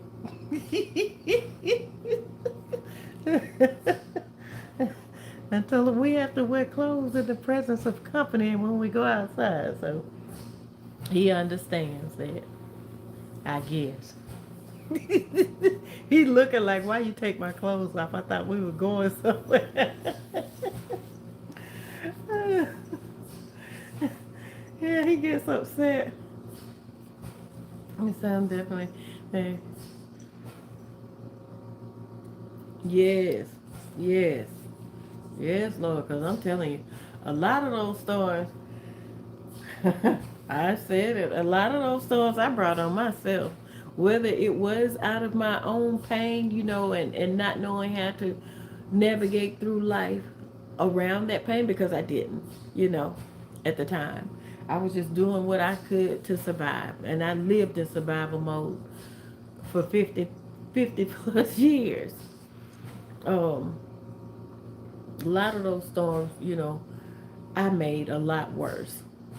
And a lot of them I created myself, unknowingly. But like I said, even in those storms, even in those times, God was still there. He was still there. Now God might have been looking at me like, I didn't I just tell her not to come over here and do this? Look at her. Over here doing it anyway. But even in that, he waited while I rolled around, cried and screamed and hollered. He waited until I was ready. His hand was still extended to pick me up. He never left. And like I said, some storms I had to walk away from and look back and realize the blessing in them. But now I'm always looking for the blessing in everything. So I don't have to walk away and look back and think about it. I know immediately how blessed I am. And I know that whatever the storm, uh, that I'll get through it. God will get me through it. And I'm always excited about the outcome of the storm. Um, like when I'm fasting and praying, um, I'm always excited about the outcome of me fasting and praying. Because rarely have I fasted and prayed for myself. Usually, my list consists of other people. If my name is even on there, it's going to be, excuse me, at the bottom of the list. Because when I fast and pray, I have a list of, people and things that people want me to pray for. And I like to call them all out, one by one. Um, And I'm always, as it's getting to the end of that fast, honey, I get so excited. I'm excited when I start, but I'm always, excited for the end of it. Yes, yes, yes, yes, yes, Charlene. I'm talking about, baby, I'm leaving a trail of destruction. You hear me? Some people would be like, "Oh no, I can't believe."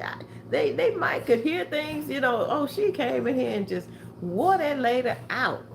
And some people be like, "Oh, I can't see her doing that. She's a sweetheart." But if they ever saw the hot side, they would be amazed. And I thank God. I thank God for this gray area. Because in this gray area, I don't have to do anything but wake up and say, "Thank you, Lord. Thank you, Lord. What do you require of me today?" I've made my request known to God and I wait expectantly. I don't have to push, pull, drag, cry about it. Even though, like I said, sometimes I'm still human. I have low moments, you know, especially, with health issues. I have low moments. But I'm not leaving a trail of destruction behind me, whether it be by words or actions. And, for as many as I can think of, I have gone back and apologized and asked for forgiveness. Like I said, after I ask, it's on them. I don't force, but I have released it. And I'm not going to beat myself up about it anymore because at the time, I did the best I could with what I had to work with. And that's with us all. Charlene, you did the best you could. Don't don't don't punish yourself for what you didn't know. You know, I keep forgetting to do that. Do not disturb. And Queen B, you know who that is. You know who's always gonna call me during the live. Melvin. Have not heard from Melvin at all. Now he wants to call during the live.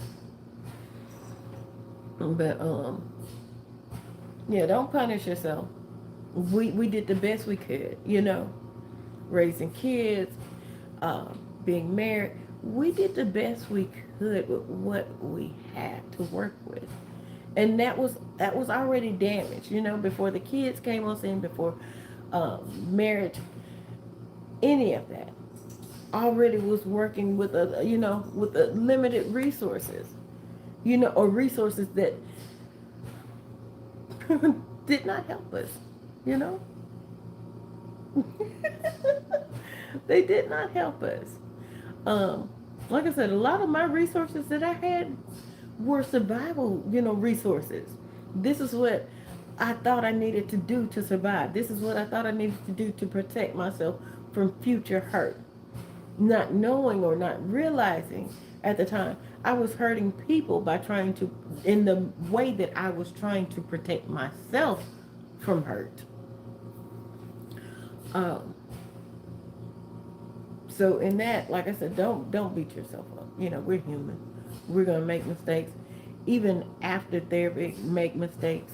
During therapy, make mistakes. We're human. You know, it's just how it is. To be human is to err. You know, to have error. So that's how it goes. But like I said, the main thing is that, you know, we're healing. We're healing.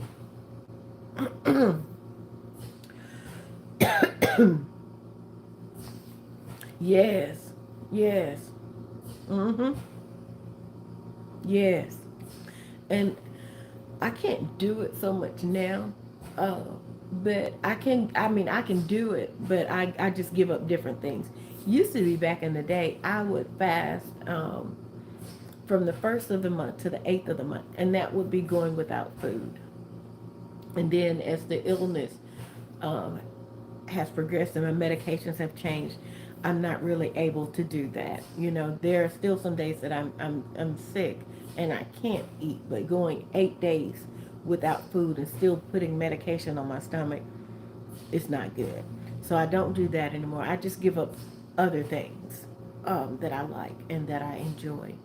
Um, I love the heat of the night. Watching the heat of the night. I can watch that every day. Um, and I do. I you know that's what the TV, if it were on, that's what it would be on right now. But because I've started a fast, I'm not watching Heat of the Night for a certain period of time. Even though I've been watching that since the beginning of time, um, I still like watching it. Um, so I give up, you know, like things like that, TV, um, things that I enjoy because anything that I would consider a sacrifice, you know, and that's what it's supposed to feel like.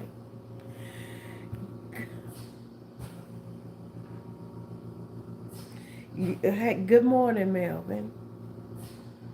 Yeah, yes, yes, Charlene.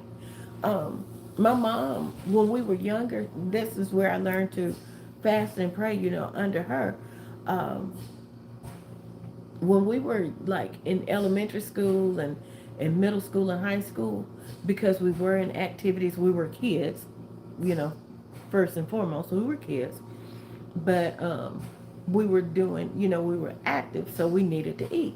So what she would do is we would fast from the time we woke up until 12 noon, and then we would pray, and we could, you know, it was just a regular day, you know, after that. So I even thought about that, but here it is, I already don't eat breakfast. So that would not be much of a sacrifice for me. So if I decided to do it from like 12 until, you know, a certain time, that was Because I like giving up food better because anybody that knows me will tell you I like food. I love good food. Um, I love cooking because, I love cooking good food because I like eating good food. Um, it might not show physically because, like I said, there are some days that, and sometimes that I might have to go 3 or 4 days because of how I'm feeling without eating. But baby, when I do eat, it's like I just woke up from hibernation. Take me to a buffet. And you might as well, if you don't feel the same way, just wait in the car or drop me off and come back and get me in a couple of hours because I'm going to be there for a couple of hours. you know, I'm going to taste everything in there, maybe 2 or 3 times. But, and Melvin, I'm going to get you for that Smokey Bear comment. I'm going to get you. Just know that as soon as I get off of this live, we're going to talk. Um, But good morning, Melvin. but yeah. So I'm gonna have to figure out a way that I can still. I don't know what happened. It kind of blinked. Did it blink for y'all too? Because it just kind of blinked, and then it was like you're live, like I just started the live. But anywho, it looks like like we're back. But did Melvin just leave because I said we were gonna talk? Oh, okay, good. Um, yeah, I have to find another way. Like I said, I want to be able to give up food because that would be my top priority of sacrifices. Okay, great, great. Giving up food. Yeah, and the heat of the night is okay, because I do think about the heat, watching the heat of the night. Since I can't, since I've made a choice not to watch it, I do think about it. But I know every episode, and that's not even the point, but I'm just saying, you want to give up something that you enjoy, something that you would consider a sacrifice, because that's what it's supposed to be. That gets God attention, that lets God know that, hey, she's serious. She's giving up something that she enjoyed to pray for others and to speak life over and into someone else. She is serious about this thing. So therefore, I'm serious about it too. You know, it's like a kid that wants something. Say a kid wants a bike, and the kid is like, okay, well, I'm gonna work for it, and the parents like, okay, well, whatever you earn from working, I'll match, and that'll help you get the bike sooner. So if the parent sees that this child is going out and working every day nonstop, he knows that they're serious. They're serious about this bike. They're serious about what they want. And that kicks it up. That gets the parent excited too. They're pushing them more. They want them to succeed. They want them to have this bike, and they're gonna do everything within their power, even if they have to go out and talk to Mr. So and so about hiring their child to rake leaves, to do whatever, cut their grass. They're all in it. And that's the way God is with us. When he sees us fasting, that gets his attention. And I want his attention because I want everyone on that prayer list to receive what they stand in need of. And not only what they stand in need of, but what their heart desires as well. So, like I said, I am going to have to figure out a way that I can, give up food, even if it's just not, even if it's not all day, but just at a certain, time of day when I would really be like snacking, or I can give up a certain food. I've done that before. I've given up sugar. I've given up, um, anything that's white. So that's flour, that's sugar, that's bread. I've done that before. That was yeah. That was one that I won't forget. Because you'd be surprised what you can have. It was more than what I anticipated when I started the fast. But I did finish. I always go for 8 days. I always do the 8 days.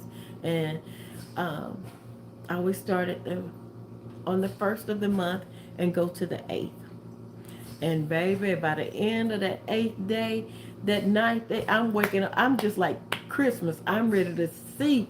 I'm ready to see what happened because I know something happened, you know? All of that was not for naught. I know something great has happened and I can't wait to see it, hear about it, everything. That's right. That's right, Charlene. That's right. So, um, yeah, we gotta. Like I said, I'll be finished with the heat of the night fast. It sounds weird to say that like that, but I'll be finished with my fast on the 8th. Um, and then I might just start a new one. I'm not sure. Just whatever I'm led to do. Or I might just wait till February because I still need to say, like I said, I still need to figure out how I'm gonna do it around food.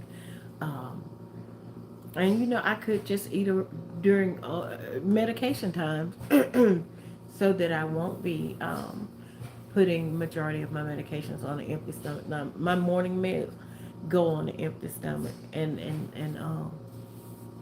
I'm pretty sure with time it's gonna take a toll. So I need to change that now, even if it's just a slice of toast or crackers or whatever. I need to start eating something. I've never been a breakfast person, um, so it's never been an issue for me not eating in the morning. My breakfast is usually around lunchtime or after lunchtime. What's considered lunchtime around between 12 and 2. Um, so yeah, I'll figure it out. It'll come to me because it's something that I desire to do, something that I want to do. So God will provide a safe way of doing it. Hey Mitch, how are you doing, sweetheart? Good morning. Good morning. Happy third day of 2026. I hope you're having a great morning. Yes, it's going great, Mitch. Thank you. What about you? How's your day going? Or your morning? Yeah, it's still morning here. I'm in Alabama, Mitch. Where are you? Where are you from? Mm-hmm. Mm-hmm. Yes. Yes. Yes. Yes. Yes. I'm telling you. That's what I tell people that yeah, you may see me crying on here, but these are happy tears. Australia. Well, thank you. Thank you. Welcome to the family, Mitch. Don't be a stranger. Thank you for coming in and please come back again. Thank you. Thank you. Um, like I said, if you see me crying now, it's happy tears. It's because I do realize how far God has brought me, and I realize what He rescued me from.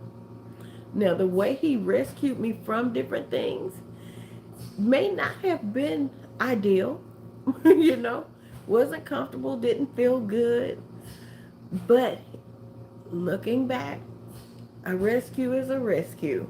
He still spared my life. He saw what I didn't see. He saw the danger that I didn't see. And like I said, he rescued me. It may not have been ideal, may not be the way that I would have chosen to be rescued, but he still took time out. He could have kept going and been like, she brought that on herself. let her deal with it. He didn't. He didn't. He stayed right there, waited for me to extend my hand because his hand was always extended toward me. He waited for me to extend my hand to reach out and grab hold of his to pull me out and lift me back up. And I'm thankful. Like I said, beyond words, blessed beyond measure. Ah, thank you, Mitch. I'm so glad you're here. Thank you for stopping in. What time is it where you are? It is almost 10 a.m. in Alabama. So yes, I am thankful that you're here. And like I said, don't be a stranger. I'll be here every morning. Yes, yes. I'll be here every morning of this month. Like I said, it's a personal challenge. I want people to get to know me on my oh, it's 2 a.m. Oh wow, what are you doing up so early? Couldn't sleep? I want people, my family, my YouTube family and community to get to know me, and I want to get to know you all. I'm so appreciative, so thankful for y'all coming on here and hanging out with me, keeping me company. Um, it's just Milton Leroy and I have a great family. I have a great online family. Um, I love it. I love it. Um, my sister is in the comments, Queen B. Um, great, great sister. God bless me with a great sister. So like I said, whatever you stand in need of, whatever your heart's desire, know that it will always find its way to you. It has to, because that's the energy that you're putting out. And so that's what has to come back to you. I'm just chilling, and that's great. The more you stream, you will build a right, right. I'm believing that. I'm seeing that to be true as well. Because what people normally know me as is just my posting. They didn't know me. They didn't even see me personally. They've never seen me. So other than me coming on when I was doing my treatments, having my treatments done at the hospital. And so I saw and how many people were reaching out after my treatment. They were like, are you okay? you know, how are you doing? So I was like, well, let me come on and do an update. And that spawned into this. And I see how many people um, actually care, you know, and it's not so much about what I look like, as far as having this oxygen on or the illness that I have. It's just like family, and I love it. I love it. I thought it was going to be awkward to be on the screen by myself because on TikTok, you can have people up in your box and talk, like you're having just a family reunion up there. But on here, it's just me talking, and reading the comments. But I love that you all are sharing in the comments um, and engaging because, like I said, it feels like a family. Didn't feel awkward at all. Yes, yes, yes, yes, and it's only gonna get better. Thank you, Mitch. There's no other way to be, love. There's no other way to be. Um, the mind is a powerful thing, and if I think negative, negative is gonna come. If I think positive, positive is gonna come. And I had to learn that. Just like Charlene was saying, she was hard headed. I'd be like I said, raise my hand again. I was probably beyond hard headed. I could just see God. I could see my mama up there apologizing and go, "Oh God, I don't know why she's doing that. I don't know why she said that. Oh Lord, please, I mama up there right now. You know? And God just with his hand on us, just looking like, look at that girl. Look at her. Why is she even over there? I built the fence so she wouldn't go over there. And this girl has climbed the fence and is now standing over there, waving at us like it's all right to be over there. That was me. And then I couldn't figure out, well, why is it not like I thought it was going to be now that I'm over here? Well, now I got to climb back over the fence. I might as well just stay over here and see if I can make the best out of it, you know? And there God is standing at the fence like, come on, just grab my hand, come on back over here. I'm not upset with you, you know, just come on back over here.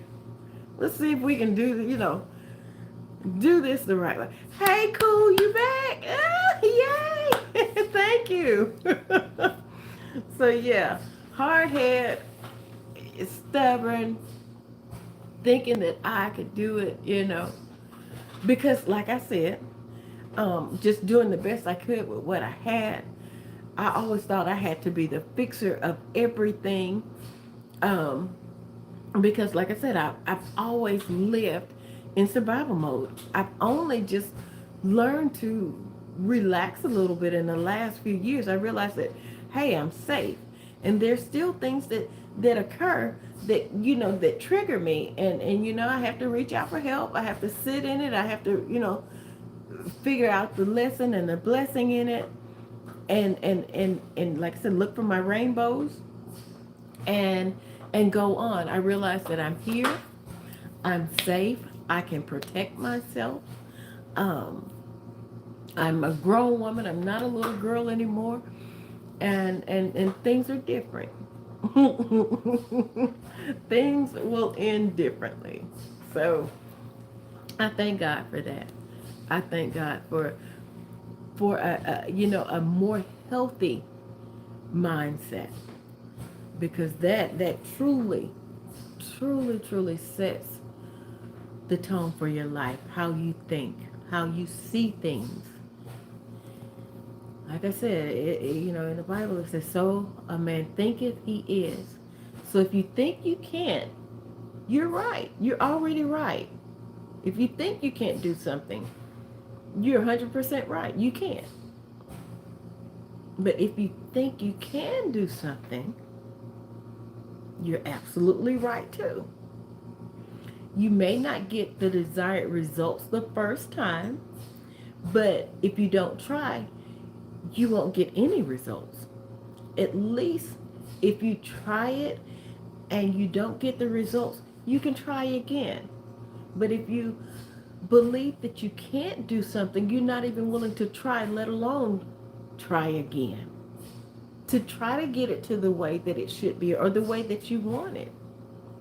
And that's what life is, you know. Every day, seems to be trial and error in some aspect of life, But don't stop. Don't give up on yourself. First of all, don't give up on God. Don't give up on yourself. And don't give up on the people who are there sincerely, genuinely to help you.